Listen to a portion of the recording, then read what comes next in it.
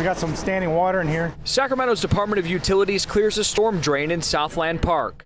We're going to clean out the storm main, just from roots and debris and stuff that could be in there. It's routine maintenance, but work that carries greater weight ahead of an incoming winter storm. Oh, it's very important. We don't want anything blocking there to impede the water flow from any kind of storms or heavy rains we have. Their ground level work is matched by PG&E's elevated tree maintenance in Dry Creek. Eucalyptus drop branches and bark pretty easily, so we do want to try to trim those. Potentially gusty winds and rain across the valley, coupled with snow in the Sierra, have crews prepared to respond to power outages from Humboldt County to Fresno.